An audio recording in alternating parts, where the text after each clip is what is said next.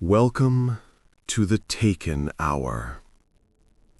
Before sleep gathers around you like a soft blanket, take a slow breath and let the day slide away. If you enjoy drifting into gentle night stories, you can softly subscribe and keep this quiet doorway open whenever you need rest. Tonight, we begin with a high-rise building that hums quietly above a sleeping city, its windows like distant stars. On the 22nd floor, a man pauses in a corridor washed in dim blue light, certain he has just seen a neighbor step into the apartment at the very end of the hall. The door had opened. A figure had moved, a whisper of movement in the corner of his eye. Yet, when he blinks and looks again, the corridor is empty, the door closed, the silence deep. Somewhere outside, a train sighs through the night, and the building seems to breathe with him as he wonders who lives beyond that quiet door. The corridor is hushed, the soft carpet swallowing every footstep as the man walks slowly toward the distant door. Emergency lights glow like tiny moons along the floor, leading him through the dimness. He can still feel the faint echo of another presence, like warmth lingering where someone has just stood. He pauses in front of the last apartment, listening. No music, no television, only the low hum of the building and the faint whisper of air through the vents. He studies the door. The metal number plate is delicately scratched, as if touched by countless fingers long ago. There is a small keyhole, a slot for letters that no one has used in years. He reaches out, not sure if he will knock, his fingertips hovering just above the cool surface. A gentle draft brushes past him, carrying a faint, unfamiliar scent, like night flowers and distant rain on stone. He lets his hand fall away from the door, unsure why his chest feels lighter and heavier at once. Maybe, he tells himself, the new neighbor is simply shy, moving in late, not wanting to be noticed. He turns back toward his own apartment, counting the doors as he walks, the way he always does when he is anxious. The numbers are familiar, a slow rhythm that anchors him.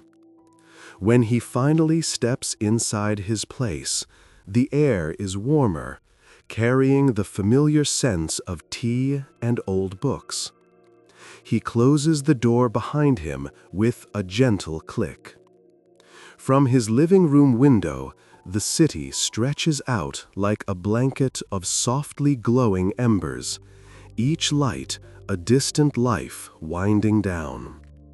For a moment, he thinks he sees a small reflection move in the glass behind him, as if someone were standing in the hallway, watching curiously.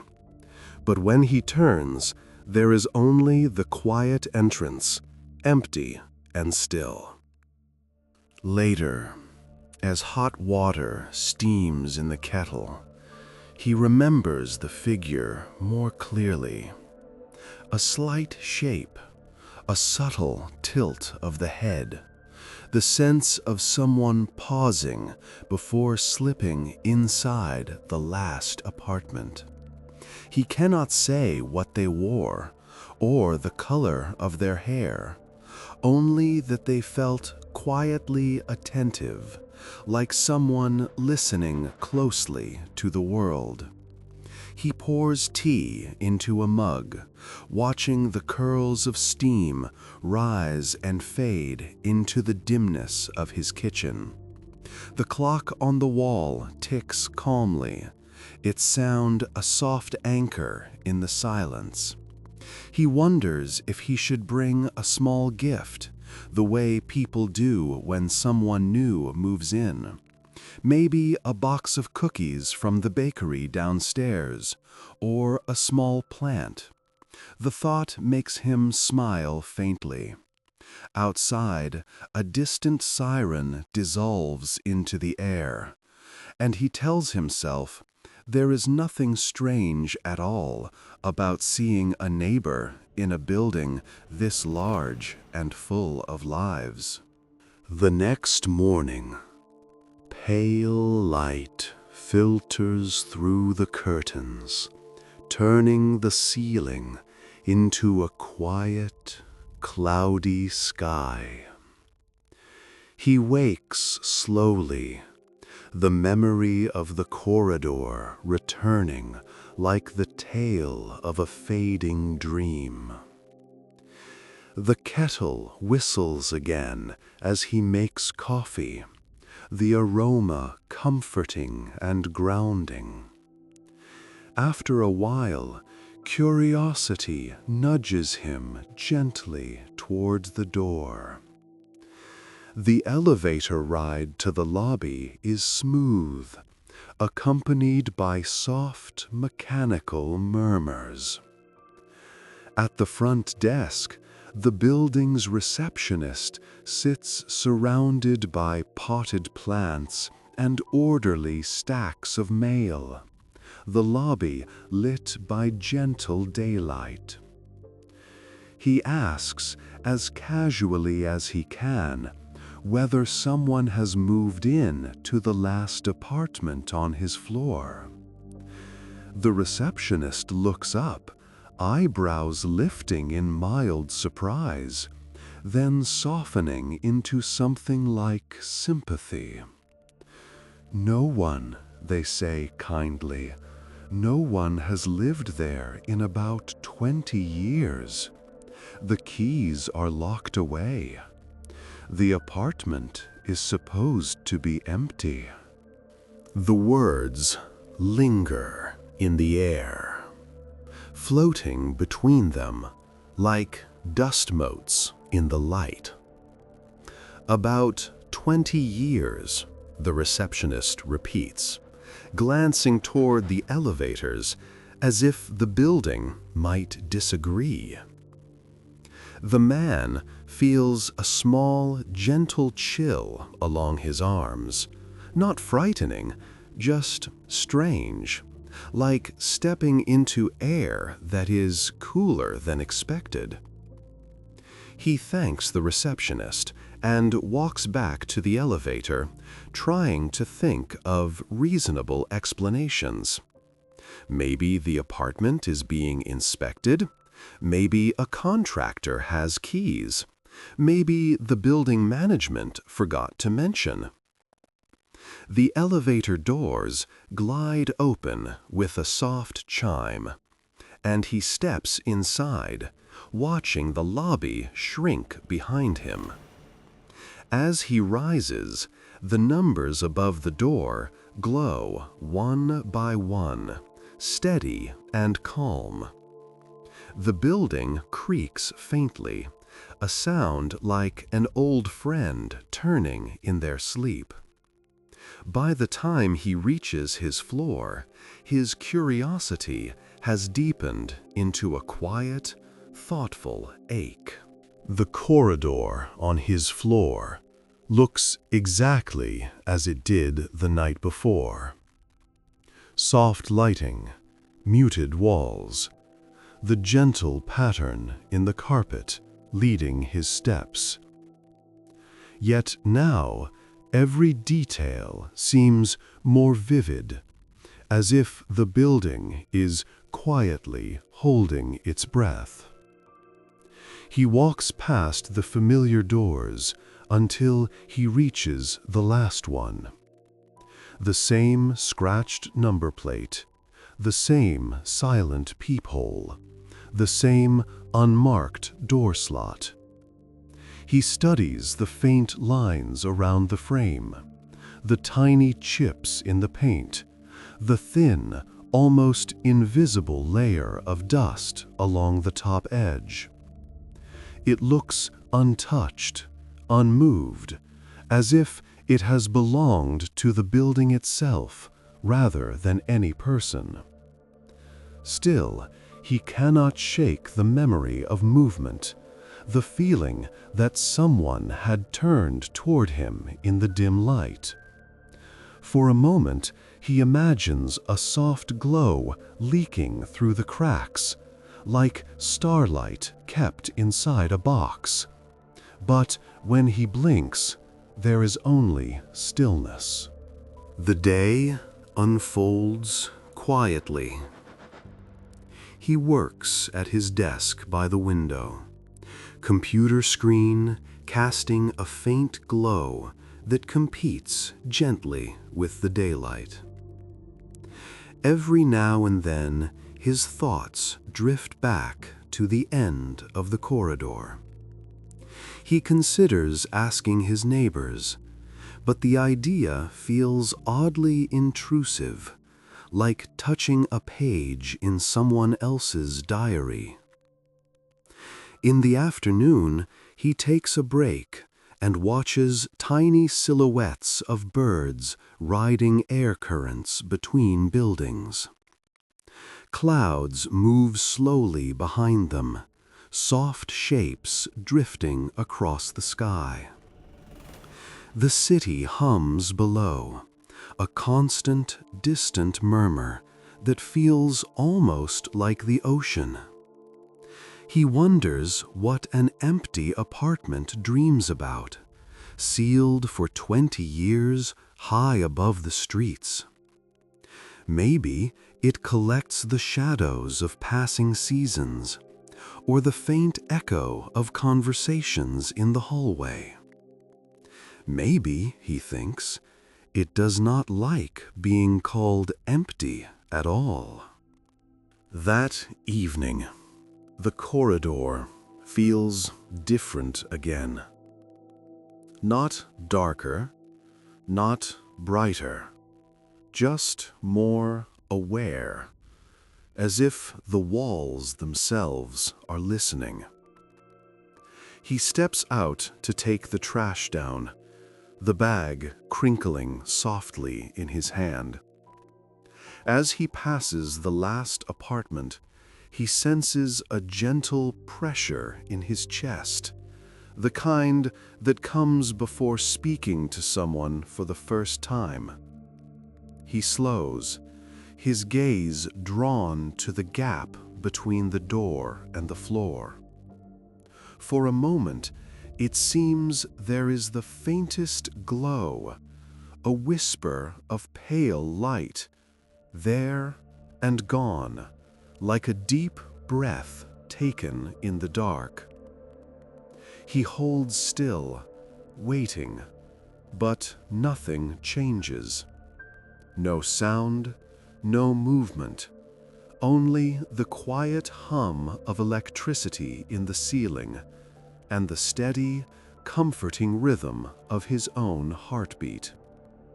He tells himself that buildings have their own ways of settling at night, that light plays small tricks where no one expects it. On the way back from the trash room, he meets a neighbor he has seen many times, an older resident with kind eyes and a slow, relaxed way of moving.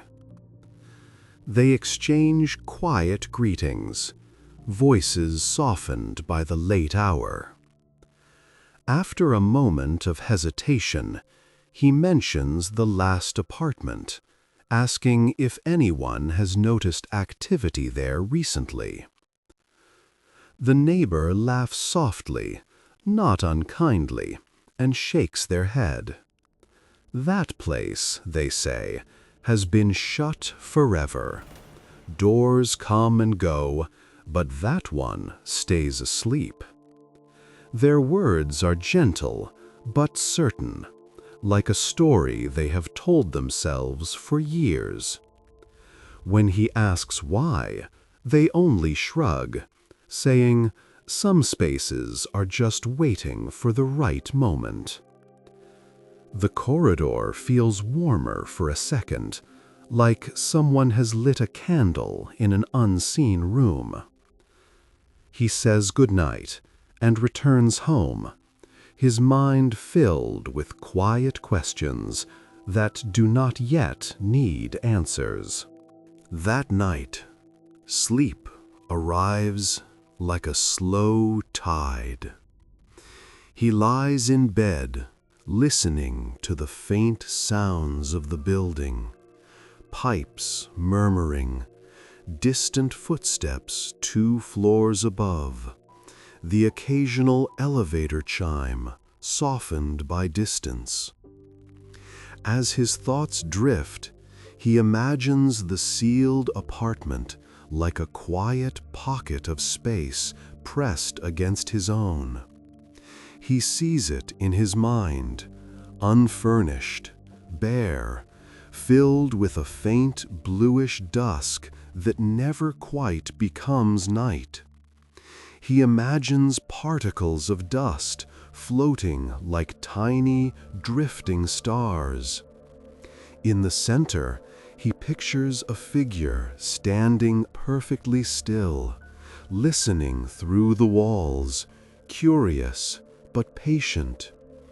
The image is not frightening. There is a sense of gentleness, like someone humming to themselves behind a closed door. As he drifts further into sleep, the edges of the imagined room blur, and the building around him becomes a single, vast, breathing shape, wrapping him in silence.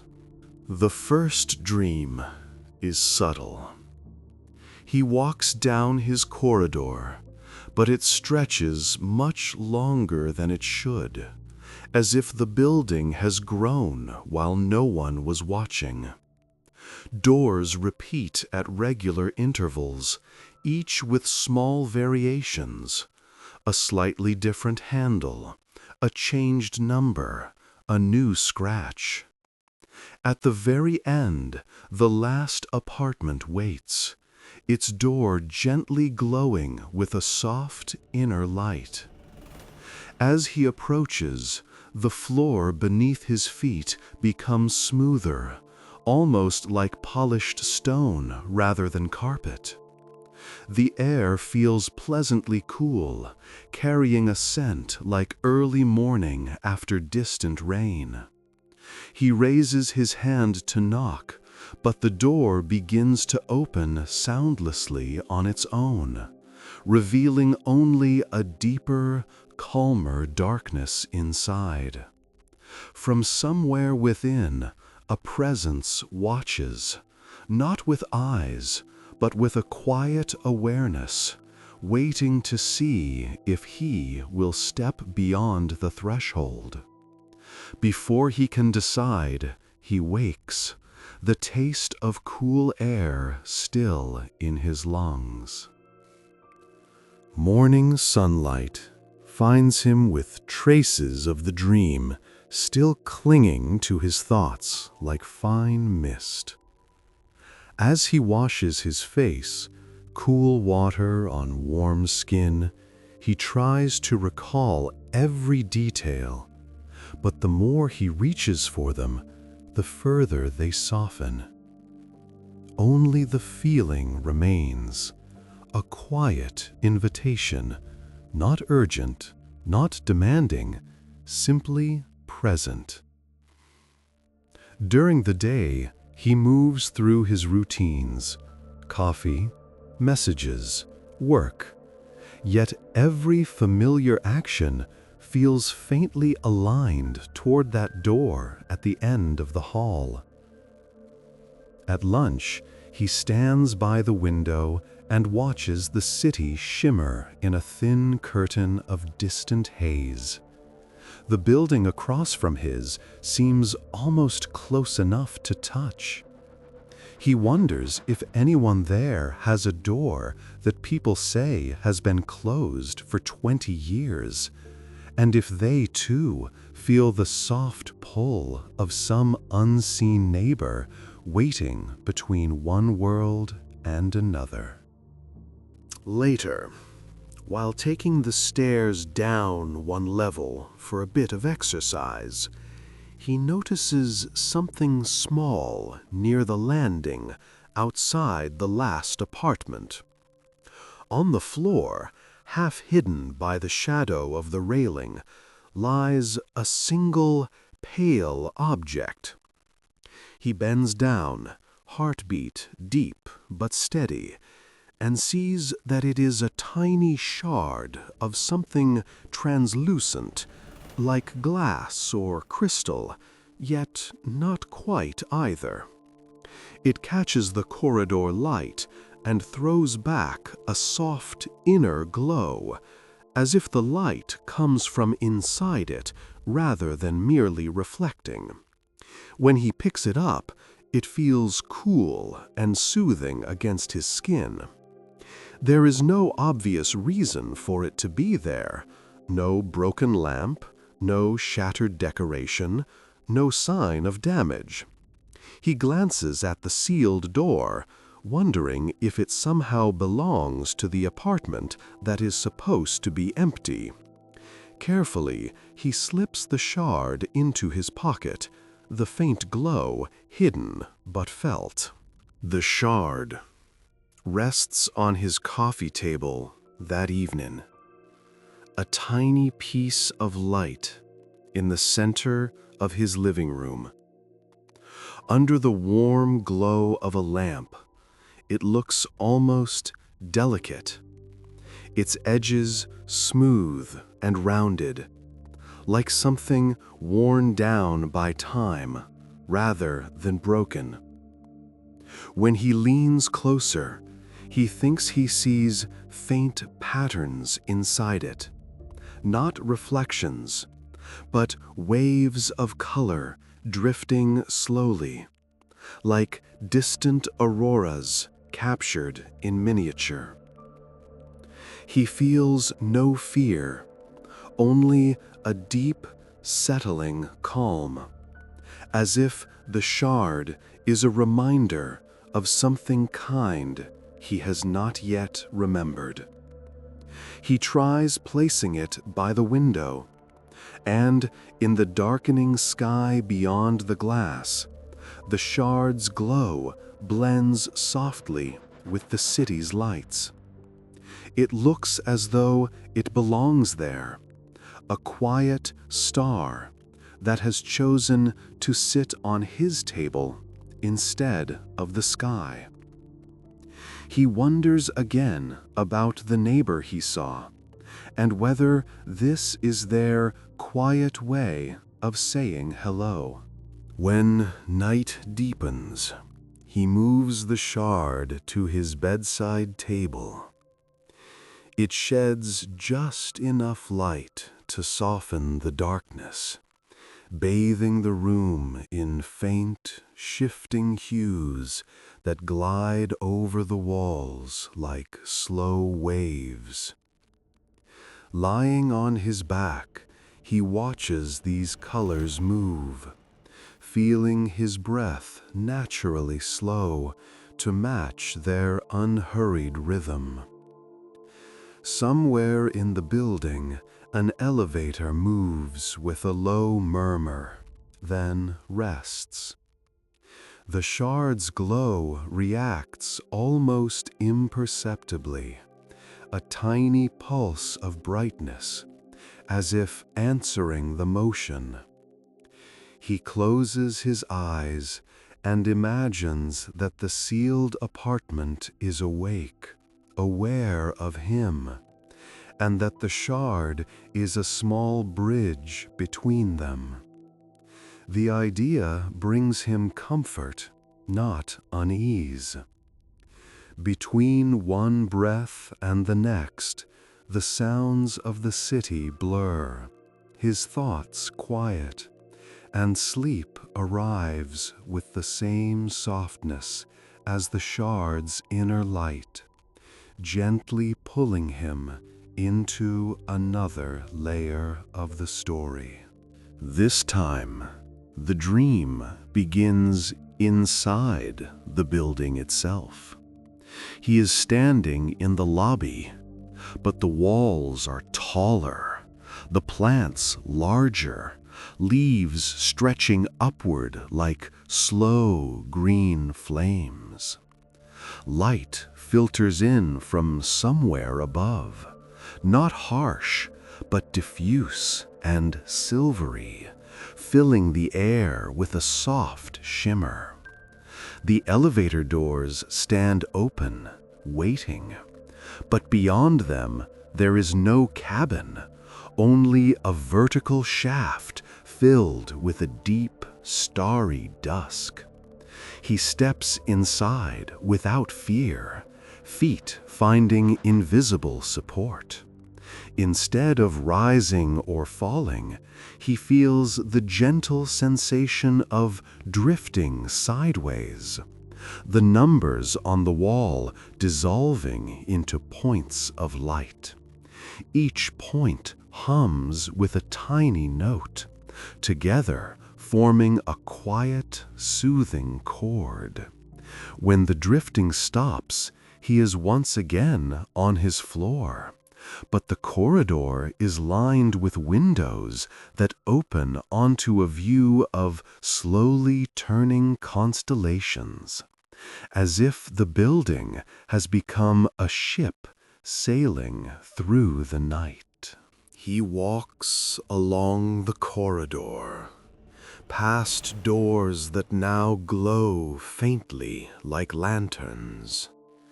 Each door hums with a soft, different tone, but they are all gentle, like distant lullabies.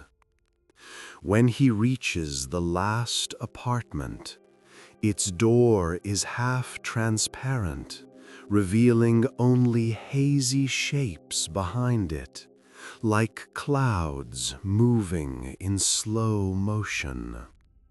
The shard of light he found earlier now floats at eye level before the door, a tiny comet suspended in the air. As he approaches, it drifts closer, almost nuzzling his chest like a small, affectionate creature. He feels a warmth spread through him, not from the shard itself, but from whatever it represents. A voice, not heard with ears, but felt with the entire body, whispers a welcome, a wordless sense of recognition. You have seen, it seems to say, and you are seen. The calm that follows is so deep and steady that he wakes with the impression of having rested for years. In the clear light of morning, the shard lies quietly on his bedside table, as ordinary as any small object. Yet when he touches it, that same steady calm brushes through him, like a hand smoothing wrinkle lines from fabric. Over breakfast, he considers writing down what has been happening, but it feels premature, as though words on paper might pin the experience down too tightly. Instead, he keeps the details in his mind, arranging them gently, like placing soft stones in a small bowl. A sighting in the corridor, an apartment sealed for 20 years, a glowing shard on the floor, dreams that stretch the building into something larger than itself. He carries the shard in his pocket when he leaves for a walk, its subtle weight like a quiet companion. The city outside feels different today, not strange, just deeper, like a familiar song played with hidden harmonies.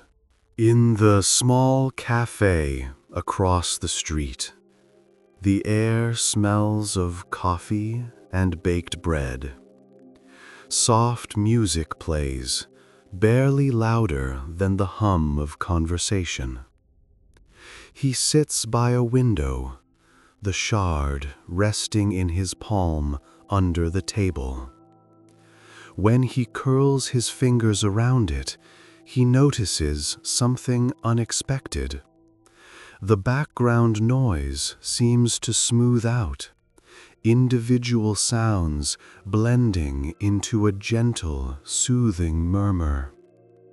It is easier to breathe deeply, easier to let thoughts come and go without gripping them. He wonders if anyone else would feel the same effect, or whether the shard responds only to him.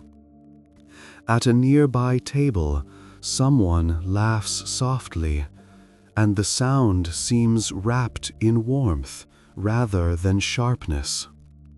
Outside, traffic glides by, lights changing from red to green in a slow, polished rhythm. He feels, for the first time in a long while, that he is exactly where he should be, even if he does not yet know why. When he returns to the building, the lobby feels like an old friend greeting him with a nod. The receptionist is on a break, their chair empty, but still turned slightly toward the elevators. He steps into the cabin, the shard glowing faintly in his closed hand. As the elevator rises, he senses a subtle shift in the air, as though the building recognizes the shard too. The gentle vibrations of the machinery seem to fall into sync with his heartbeat, forming a slow, steady pattern. When the doors slide open on his floor, the corridor is quieter than usual. Even the distant city sounds feel muted, as if someone has laid a soft blanket over the world. His steps toward the last apartment are almost noiseless.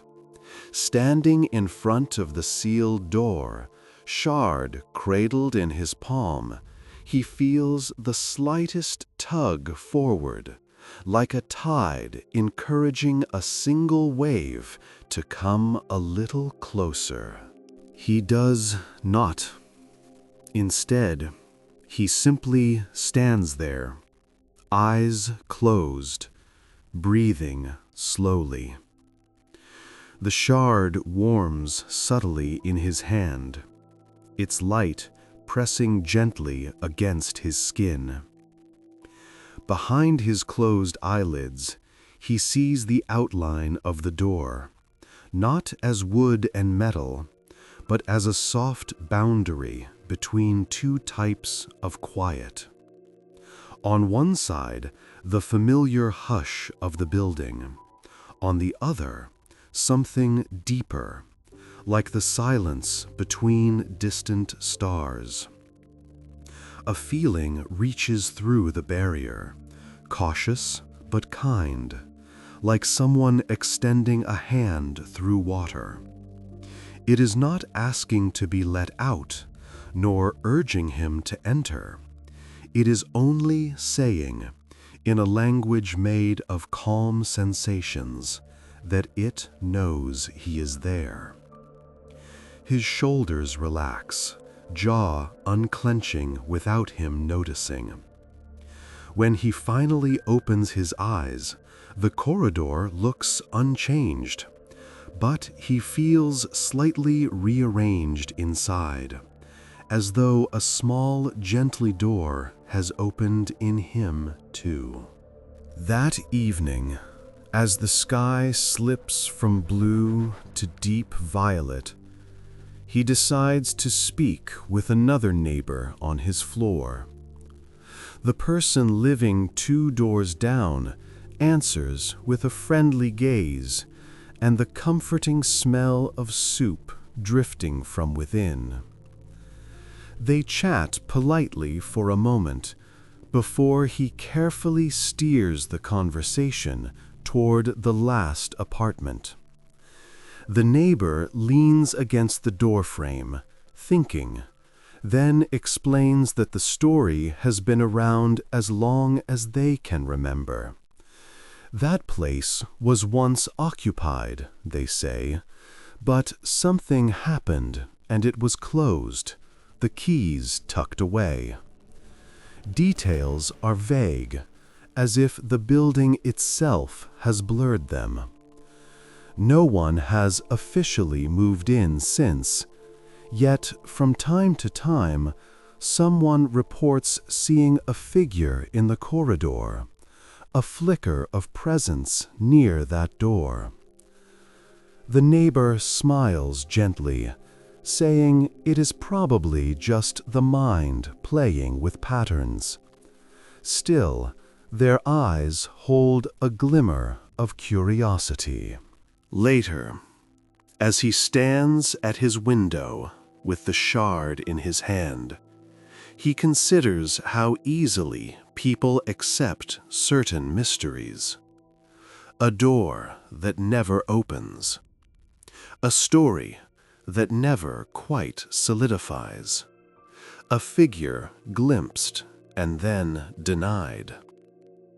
The city below is filled with lit windows and dark ones, lives unfolding and resting at different times. He imagines each dark window as an unopened book, each lit one as a page currently being read. The shard, tucked between his fingers, sends a faint pulse up his arm, more like a quiet acknowledgement than a signal. He wonders what kind of neighbor chooses to exist only in sidelong glances and dreams, answering questions with gentle feelings rather than words. The thought does not trouble him. If anything, it feels strangely considerate, as though whatever lives behind that door is careful not to wake anyone who is not ready to meet it. The following night, he places the shard in a small glass bowl on his bedside table, curious to see how its light behaves when slightly contained. As he turns off the main lamp, the shard glows through the glass, spreading soft ripples of color across the ceiling. The room becomes an underwater world of floating tones, slow and silent. He lies on his side, watching the colors drift and combine. With each breath, his body relaxes a little more. Somewhere above him, perhaps on the roof, the wind brushes against antennae and ventilation pipes, making low, tender sounds. He imagines the building listening to itself, all its hidden cables and beams sharing quiet information. The shard's light seems to respond to these distant vibrations, brightening and dimming in a gentle rhythm. In that cocoon of shifting color, he drifts toward sleep, feeling watched over, not by a person, but by a presence woven through walls and beams. In the dream that follows, he is no longer confined to the corridor. Instead, he walks through rooms that belong to no single apartment, yet feel faintly familiar. A living area opens into a kitchen, but the edges blur, as if the rooms are made of gently shifting mist. Furniture appears as outlines, hinting at shapes rather than insisting on details. There are no sharp corners, only curved surfaces that invite touch. The light has no clear source. It simply exists, a soft glow that clings to surfaces and floats in the air. Slowly, he realizes that he is walking through a memory of a home, or perhaps through the idea of one. Somewhere nearby, footsteps echo in a rhythm that matches his own, as if someone walks parallel just beyond a thin barrier. The shard hovers ahead, guiding him, a small, steady lantern in this shifting, peaceful landscape. As he follows the shard deeper into the dreaming space, the walls slowly rearrange themselves into something more recognizable. A small, tidy apartment with a couch, a table, and shelves lined with worn books. Yet everything remains slightly translucent, as though made of overlapping reflections.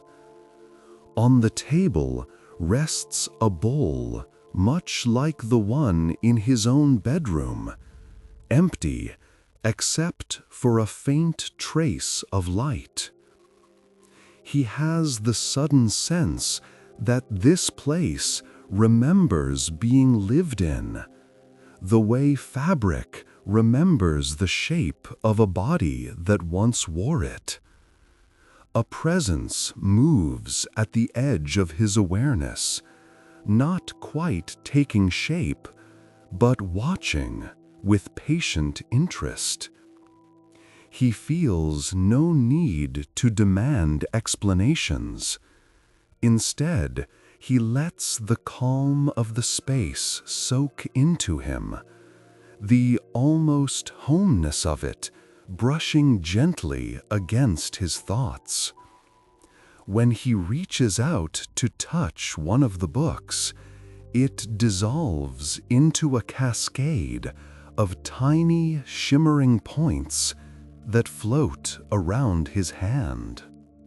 He wakes with a lingering impression of having visited a neighbor who did not yet wish to be seen.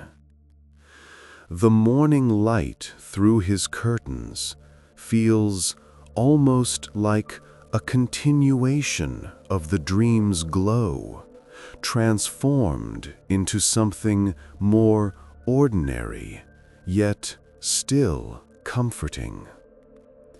At work, his mind keeps returning to the idea that the sealed apartment might not be entirely sealed, at least not in ways people understand. Perhaps its door is only one of several entrances, and not even the most important one. In quiet moments, he finds himself touching the shard in his pocket, grounding himself in its cool, smooth surface. It feels like holding a piece of a sky he has never seen. As the day passes, the thought that he is not alone in his building, not merely in the obvious way of neighbors, but in a softer, stranger sense, becomes less unsettling and more like a secret blessing he carries with him. One evening, as the sun sinks behind distant towers, casting long shadows across his floor, he notices something new on the corridor wall near the last apartment. At first, he thinks it is just a trick of light, but when he looks closer, he sees faint markings, almost like a pattern of fine cracks or delicate etchings. They trace a gentle curve, then another, forming an abstract design that seems to shift when viewed from different angles. He runs his fingertips casually across the wall, expecting to feel only smooth paint, but there is a subtle texture, like writing in a language that has chosen to be mostly invisible. When his fingers brush the center of the pattern, the shard in his pocket pulses once, a small echo of recognition. He smiles to himself, feeling oddly reassured. Whatever his neighbor is, they are not careless. Every trace they leave is quiet, deliberate, and kind. That night, he sits in his living room with the lights dimmed low, the shard resting in the center of the coffee table once more. The television remains off. The only movement comes from the slow swirl of light within the shard itself.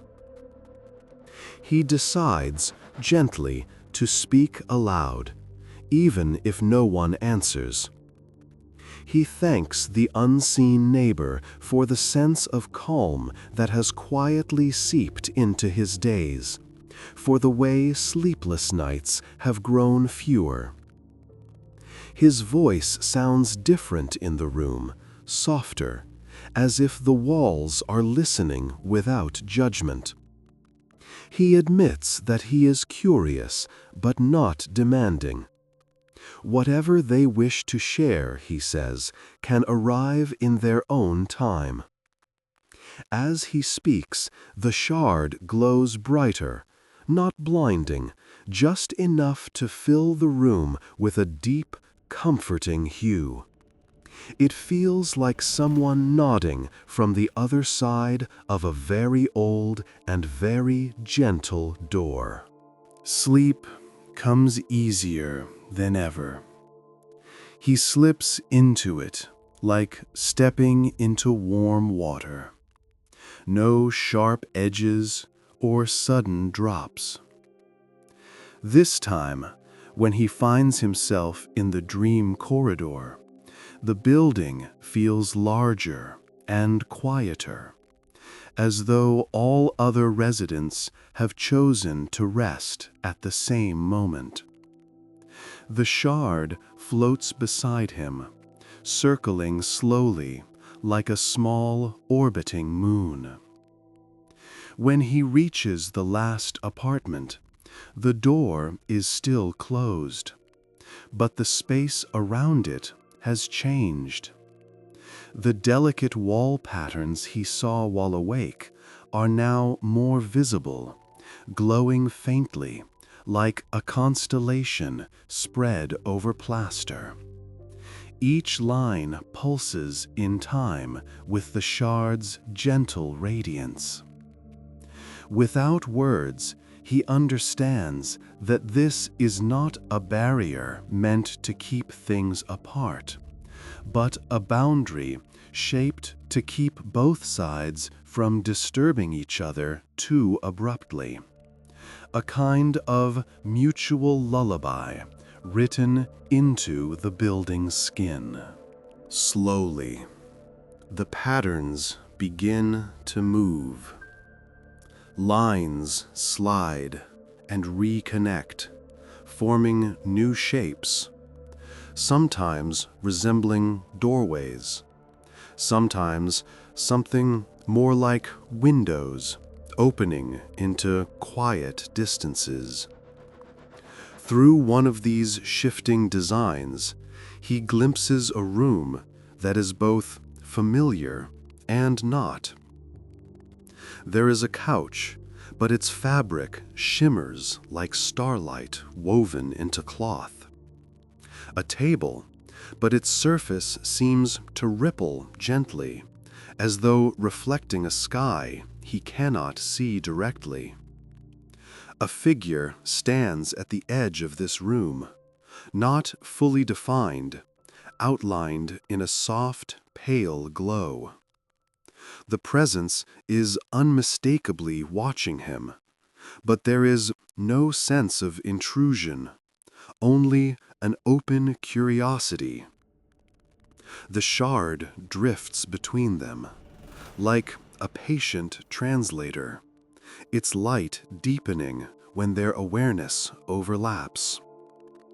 He feels questions rise in his mind, yet none of them feel urgent enough to be spoken.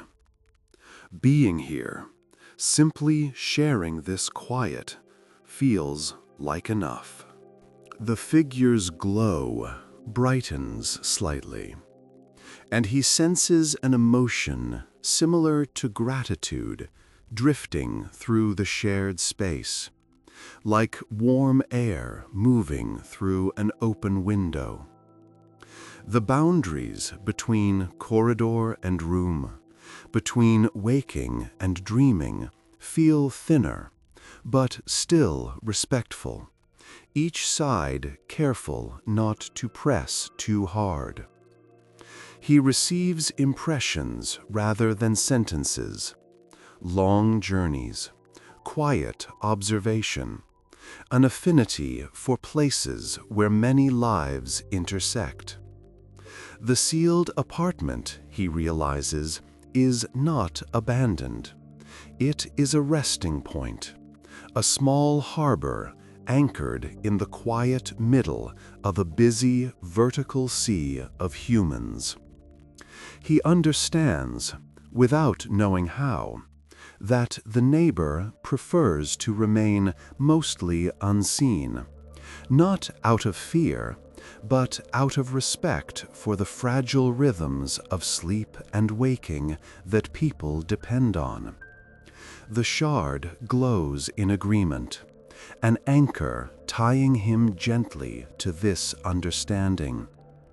With that, the dream softens, and he drifts into even deeper rest. When he wakes, the morning feels unusually still, as if the city has chosen to move a fraction slower out of courtesy. The shard sits on his bedside table, quiet and steady. He does not rush out of bed. Instead, he lies there, listening to the faint sounds filtering through the walls. A kettle somewhere, a distant radio, the soft thump of someone's footsteps. All of it feels connected, an intricate web of ordinary moments humming in low harmony. He realizes that he no longer thinks of the sealed apartment as empty. It is more like a room in a house where a guest is sleeping, door gently closed, lights low, everyone else padding quietly around it out of instinctive kindness. The thought makes him smile. He stretches, rising into the day with the calm certainty that he is part of something ongoing and benign, even if no one around him suspects it yet. Over the following days, the rhythm of his life settles into a new, gentle pattern. Work, meals, small errands, brief conversations in the elevator. All the usual pieces remain in place, yet each is wrapped in a layer of quiet that feels like a gift.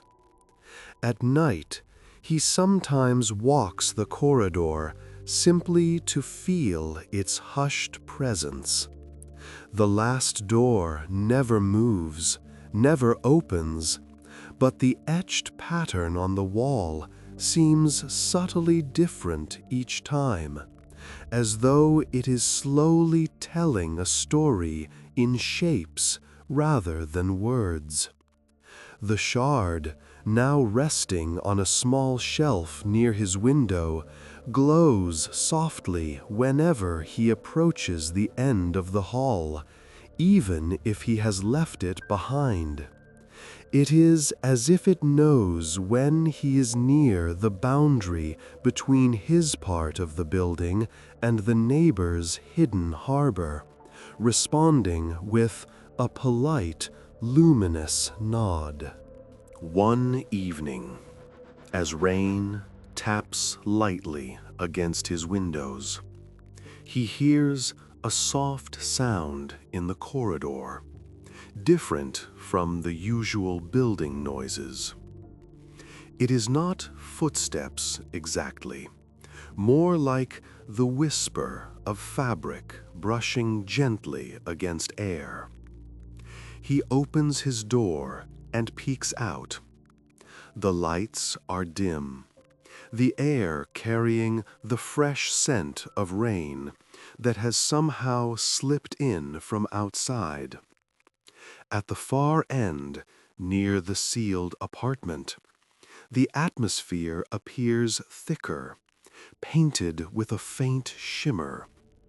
For a moment, he sees the suggestion of a silhouette, a shape that is almost human, but with edges that blur into the background. The shard on his shelf brightens behind him, casting a soothing glow over his doorway. The figure at the end of the hall seems to notice, its outline turning slightly, as if acknowledging both him and the small sunlit star that has become their shared signal. He steps just beyond his doorway, not too close, and lets the silence stretch comfortably between them. The shimmering figure remains near the sealed door, almost leaning against it, like someone resting casually, at peace in a familiar place. No words pass between them, yet he feels the same sense of quiet curiosity and gentle regard that has been growing in his dreams. The building hums softly, rain continuing to play its delicate rhythm on the windows. After a time, the figure inclines its head in what can only be read as a nod, a small but unmistakable gesture. Then the shimmer thins, folding slowly inward until there is only the corridor, the door, the walls, the soft lights. He returns to his apartment, heart steady, not shaken. For the first time, he knows that he has truly met his neighbor, even if names were never exchanged. Back inside, he finds the shard shining more brightly than before. its inner colors swirling in slow celebration. He sits beside it, cross-legged on the floor, and lets the glow wash over his face and hands. The encounter in the corridor felt less like a revelation and more like finally acknowledging something that has been present all along. He senses no demand, no looming change, only the possibility of further, quiet exchanges. Perhaps, he thinks, some neighbors share meals, others share stories. This one shares calm evenings, strange dreams, and a shard of luminous stillness. The arrangement suits him. He has never been fond of loud gatherings or crowded rooms. This connection feels tailor-made for someone who prefers the gentle edges of things, the soft borderlands between waking and sleeping, between solitude and companionship.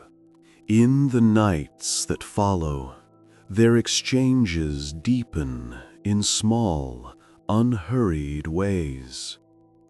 Sometimes he senses the neighbor's presence as a faint pressure in the air, like the feeling before a distant storm, but without any threat. Other times, he dreams of walking through versions of the building that curve and fold in impossible yet peaceful geometries, staircases looping back into corridors, windows opening into galaxies instead of streets. The shard remains his constant companion, responding to these encounters with subtle changes in brightness and hue. He begins to understand that the neighbor's true home is not the sealed apartment, but the spaces between places, the thin layers of reality, where walls and doors are flexible suggestions rather than fixed boundaries. The apartment is simply where this presence brushes closest against his own life, the way shorelines mark where two worlds meet. One night, as he drifts between waking and sleep, he feels a gentle pull, like a tide drawing him outward. Without leaving his bed, he finds himself once again in the dream corridor. This time, the building is quieter than ever. Every door closed, every light dimmed to a soft glow. The shard floats at his shoulder, as familiar now as his own shadow. When he reaches the last apartment, the door is not the ordinary framed rectangle of wood and metal. Instead, it appears as a tall, luminous shape, outlined in pale silver, filled with a deep, velvety darkness that hums like a distant choir. He senses that stepping through would change him, but not in any violent way, more like how learning a gentle truth quietly rearranges old fears. He does not step through, not yet. Instead, he sits down on the dream corridor floor, back resting against the opposite wall, facing the luminous doorway, as if they are simply sharing the same space. The shard settles beside him, hovering a little above the ground, its glow synchronized with the doorway's slow pulse. Together, they watch the gentle motions of whatever lies beyond. Glimpses of not-quite shapes moving against the dark. Patterns like distant constellations rearranging themselves at a compassionate pace. A sense of conversation unfolds, made of shared feelings rather than spoken questions. The neighbor is not alone. Many, like them, move through these softer layers, exploring and observing. This particular one has simply chosen his building as a quiet place to rest within, drawn by the mixture of lives, the steady hum of routines, and perhaps by his own consistent, thoughtful presence. Slowly, he realizes that the neighbor has been careful from the beginning. Careful not to startle him, careful not to disrupt the rhythm of the building, careful to introduce themselves first through calm feelings, then dreams, then brief glimpses. It is a kind of hospitality that respects distance as much as it cherishes connection. He feels a warm gratitude in his chest, and the shard brightens in response, its colors deepening to rich, soothing shades. The luminous doorway pulses once more, and from its depths comes a feeling much like a smile, pleased that he understands and that he chooses to stay nearby without rushing forward. In this shared quiet, the building feels like a sleeping giant, all its occupants resting within, unaware that one apartment holds not emptiness, but a peaceful traveler between worlds. When he wakes, he carries that feeling with him through the day. Standing at the bus stop, waiting under a cloudy sky, he notices how strangers around him move with their own internal rhythms, rubbing their hands for warmth, glancing at screens, adjusting scarves. Each life is a quiet universe of thoughts and worries. He wonders how many other buildings, in how many other cities, hold visitors like his neighbor, quietly watching, carefully listening, offering calm where they can. The idea does not make the world feel alien. Instead, it makes it feel more companioned, as if existence itself hosts a subtle gathering of guests who value silence and gentle observation. The shard, tucked against his chest, stays warm, a small, steady reassurance beating against the gray day. Weeks pass, and the story of the sealed apartment continues to live only in soft conversations and old rumors. When others mention it, they do so with a shrug, as though it is just another oddity in an old building.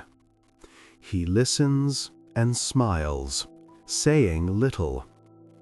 The shard remains a constant presence in his home, now set in a small stand he made from a folded piece of metal. It casts gentle colors across the wall each evening, painting slow-moving rivers of light that lull him toward sleep. Sometimes the colors pulse in time with distant sounds, a train passing, thunder rumbling on the horizon, someone closing a door several floors away. It is as if the shard is attuned not just to him and the neighbor, but to the entire building's slow, living heartbeat.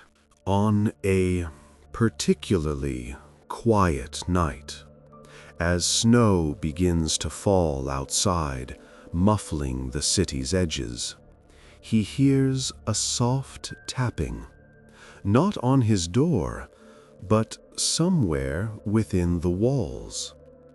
It is an irregular rhythm, like someone gently testing an instrument. The shard brightens, and a feeling of invitation rises in his chest. He steps out into the corridor, the air cooler and softer, sounds of the world outside wrapped in white. The sealed apartment door looks the same as ever, yet the etched patterns on the wall now glow faintly, reflecting the shard's light that spills from his open doorway behind him. He walks to the door and rests his fingertips against the wall near the patterns. The tapping stops, replaced by a soft thrum, like a distant engine humming in perfect balance. Once again, he feels spoken to without words, greeted without ceremony.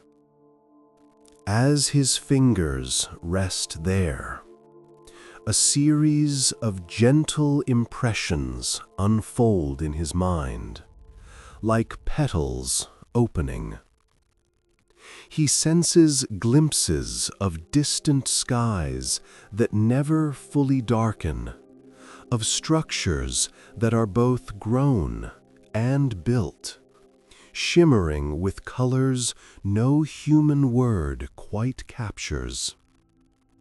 He feels the weightless sensation of moving without walking, drifting through layers of reality, with the same ease he moves from room to room at home. None of it overwhelms him. The neighbor offers only what fits comfortably within the space of a deep breath.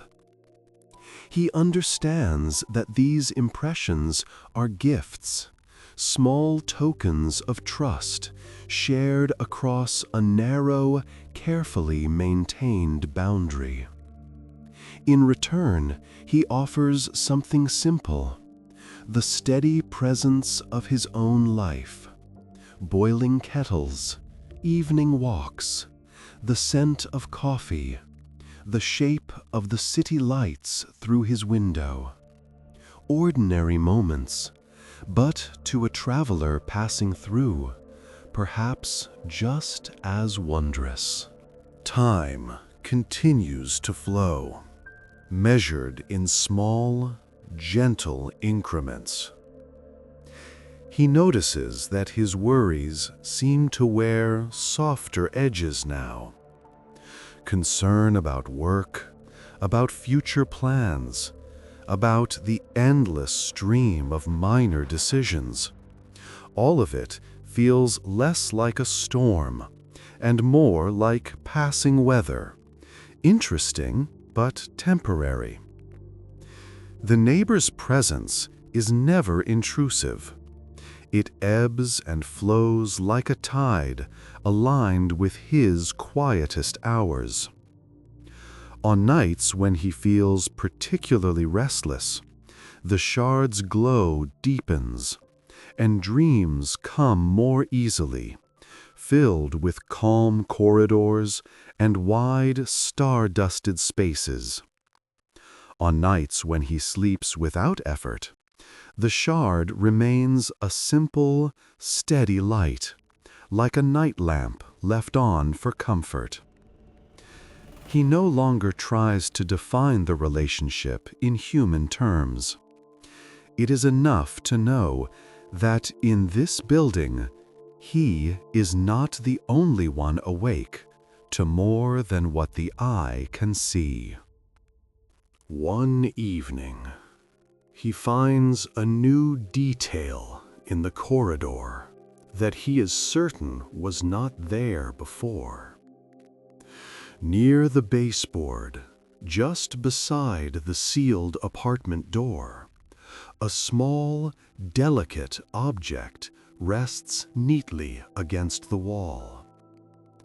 It resembles a folded piece of metal, but with curves and angles that flow in a way no mass-produced item ever does.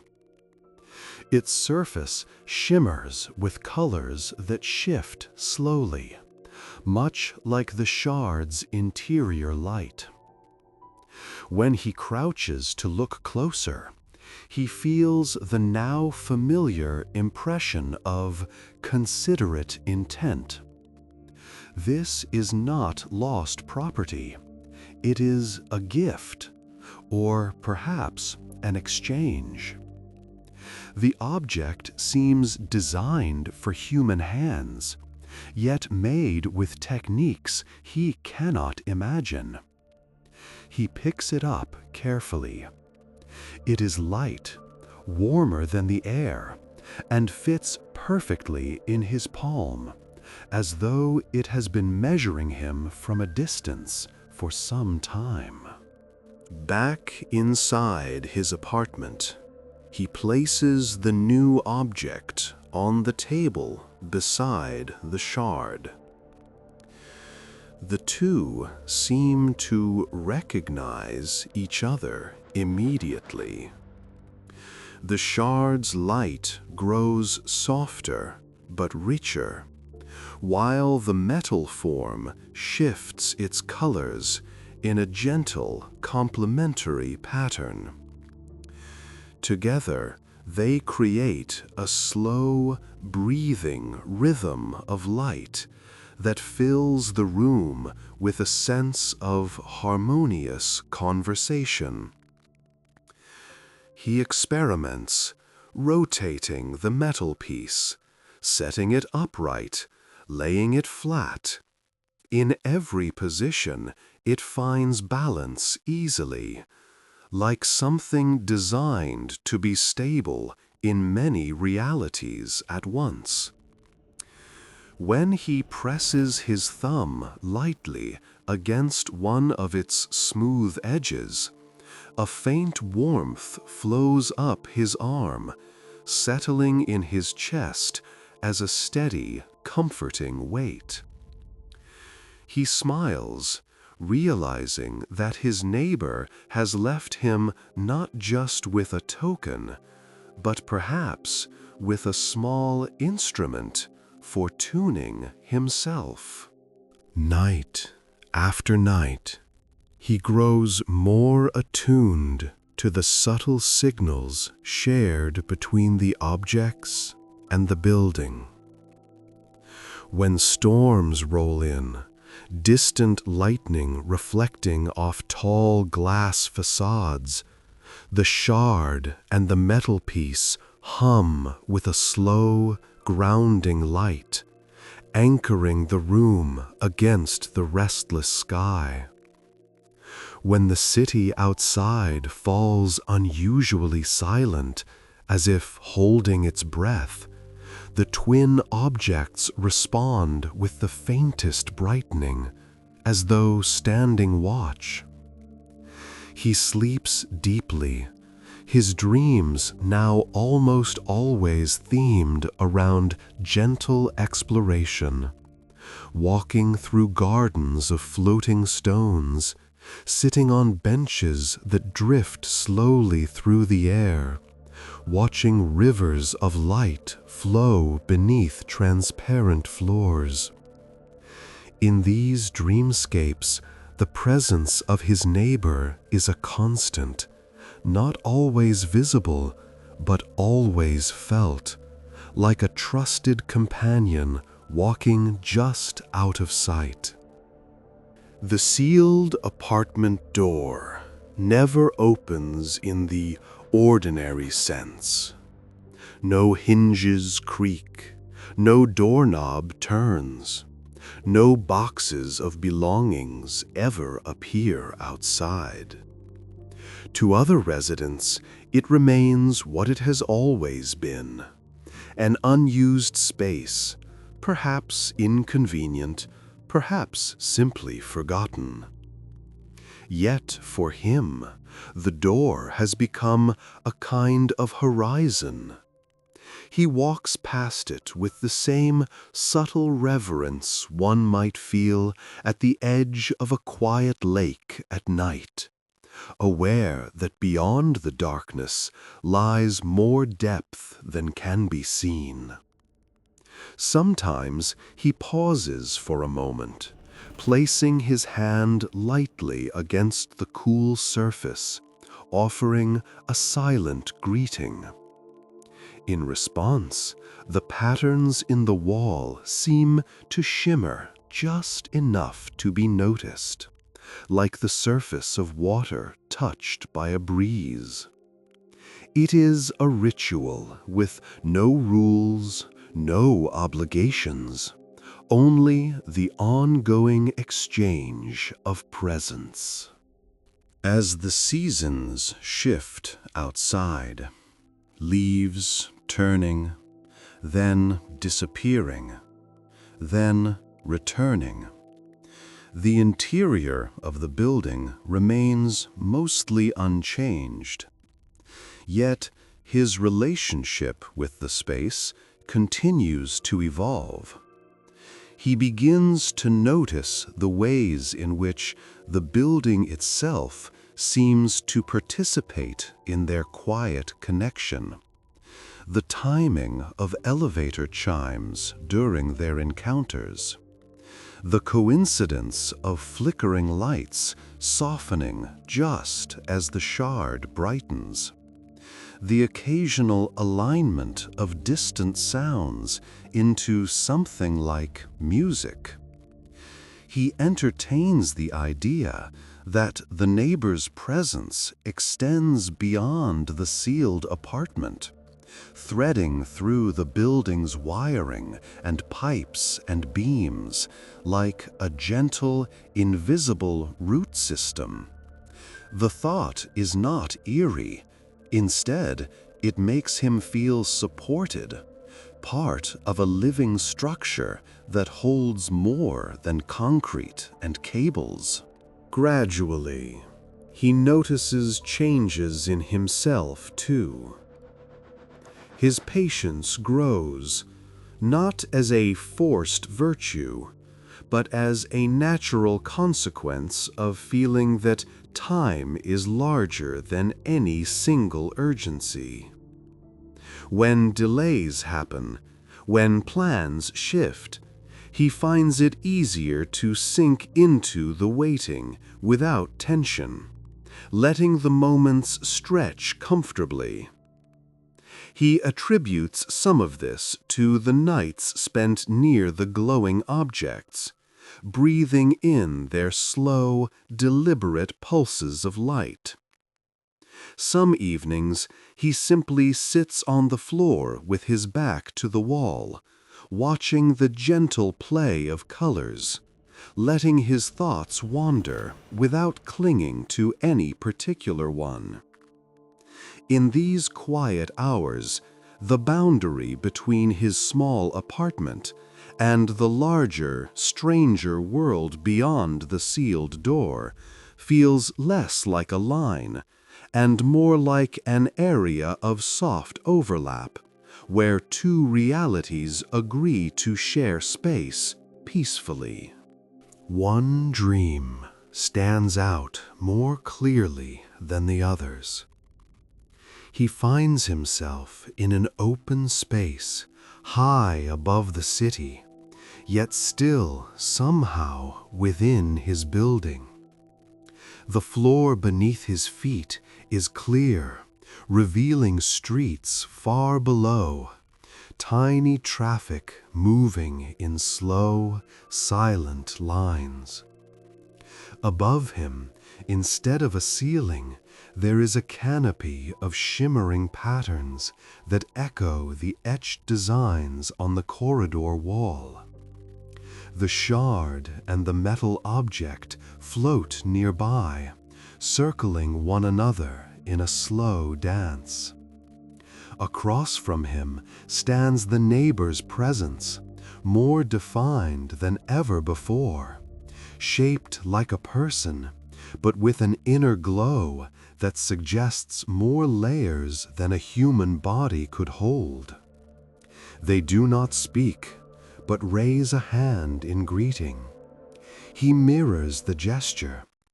For a timeless stretch, they simply stand there together, sharing the view of the city and the quiet, endless sky. In that dream space, he understands with a clarity that feels both simple and profound. The neighbor does not exist in the way people in the building mean when they talk about leases and furniture and mailboxes. There is no name on the buzzer, no official record, no physical footsteps echoing at regular hours. And yet, the neighbor profoundly exists, woven into the building's quiet times, present in dreams, in gentle shifts of light, in small gifts left where they will be noticed. Existence, he realizes, is not limited to forms people have agreed upon. Some beings live in the interludes, in the pauses between heartbeats of a place. The sealed apartment is simply a signpost, a symbol marking where one such life has chosen to rest close to human routines without fully joining them. When he wakes, the phrase returns to him, a neighbor who does not exist. It feels less like a contradiction now, and more like a quiet definition. Over breakfast, he smiles at the thought that somewhere others might have similar neighbors they dismiss as tricks of the eye or fragments of dreams. The shard stands radiant in its metal cradle, the companion object resting peacefully beside it. He thanks them aloud for the company, for the calm, for the broadened sense of what it means to share walls with someone. Outside, the city resumes its usual tempo, cars and buses and people moving along intertwined paths. He steps into the day feeling no need to prove anything to anyone. The truth he carries is soft and personal, like a favorite blanket folded neatly at the foot of a bed. From time to time, new residents move into other apartments on his floor. Boxes appear, doors open and close. Voices ring briefly in the corridor. Occasionally, someone mentions the sealed apartment with a curious frown. He listens to their questions and shrugs lightly, saying only that every building has its mysteries. If they linger near the last door, he notices that the etched patterns on the wall dim slightly, as if the neighbor is politely stepping back, avoiding attention. Later, when the corridor empties and quiet returns, the patterns brighten once more, and the shard at home answers with a matching glow. It feels like watching a shy but considerate friend navigate a crowded room, choosing the corners where they can observe without being overwhelmed. Years do not pass in a rush.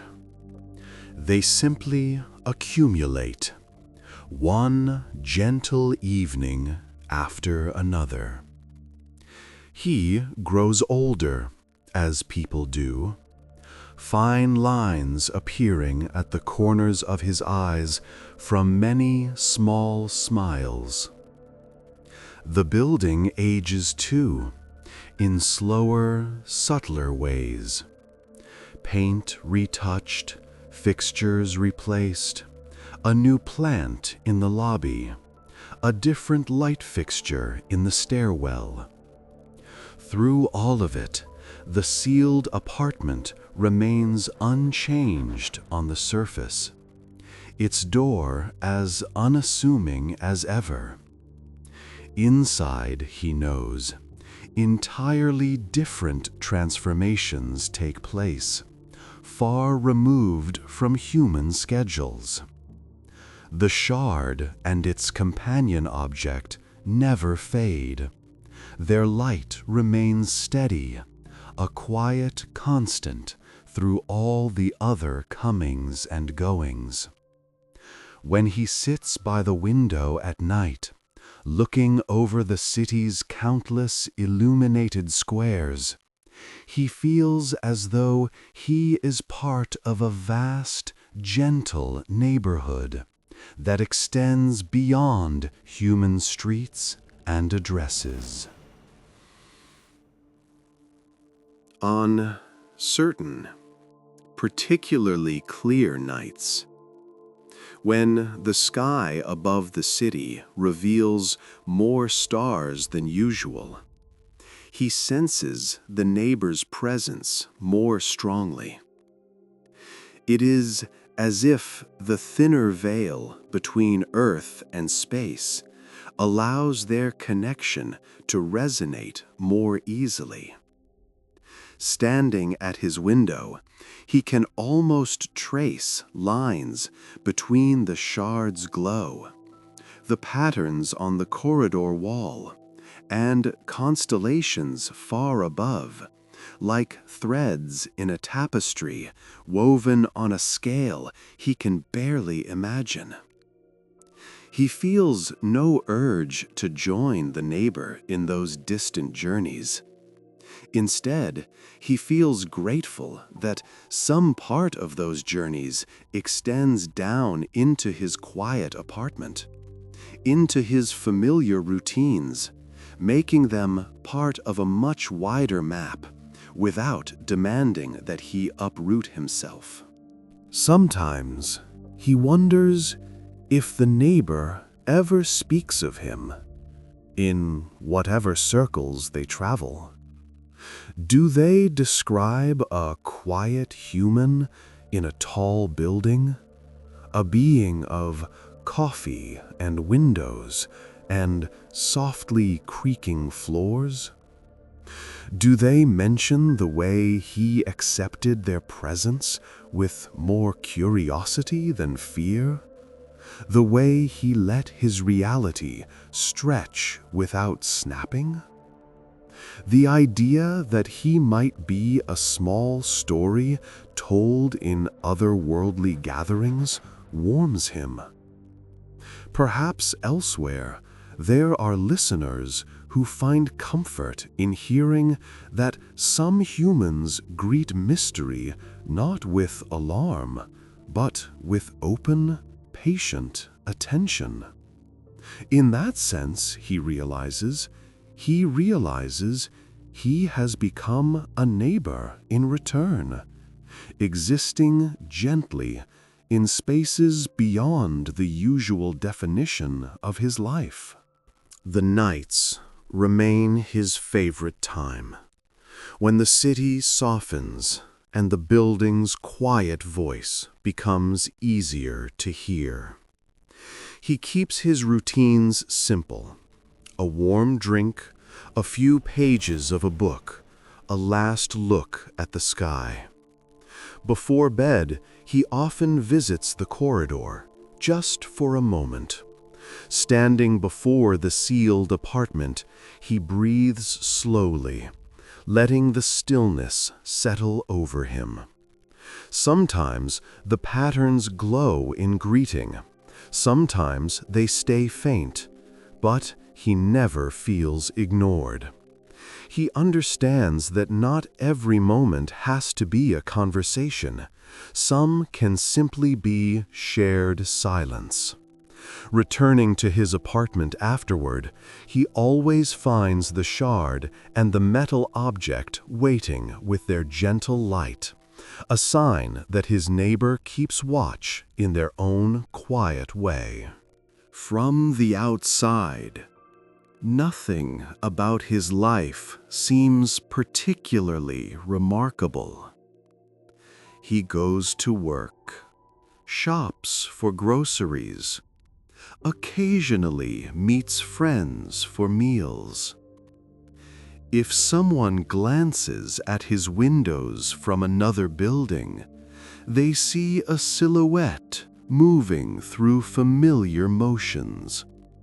They would never guess that within those walls, each quiet evening is also a point of contact with a traveler who does not exist by local records. He likes it that way.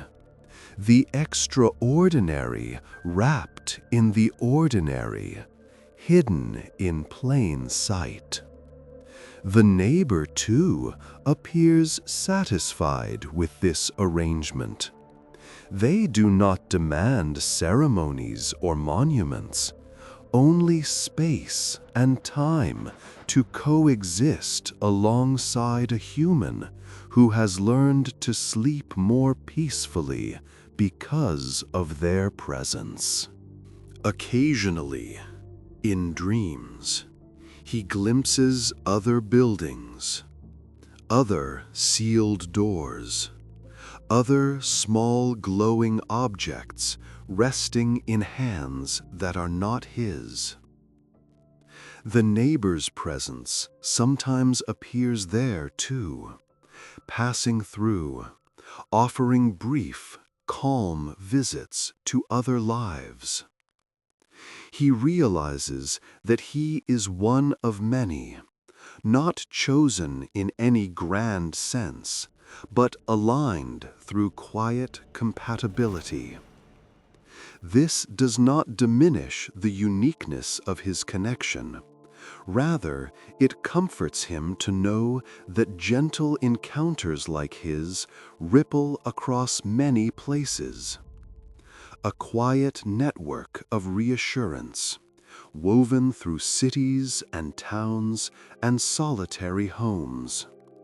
The idea makes the world feel less lonely, even when he sits alone in his apartment, with only the hum of his refrigerator and the soft light of the shard for company. On a night like any other, he prepares for sleep with the familiar steps. He straightens the blanket, dims the lights, and touches the shard lightly in its stand. The metal companion rests beside it, their combined glow washing the room in a serene, muted radiance. As he lies down, he feels the building around him as clearly as his own body. The walls, the corridors, the pipes, the sealed apartment holding its quiet guest. He knows that beyond brick and concrete, beyond wires and beams, there are layers of existence that his neighbor navigates with ease. Yet for tonight, they are here. For tonight, their journeys intersect at a single point. This building, this floor, this shared sense of calm. As sleep begins to fold around him, he has one last drifting thought. That being neighbors does not always mean exchanging names or borrowing sugar.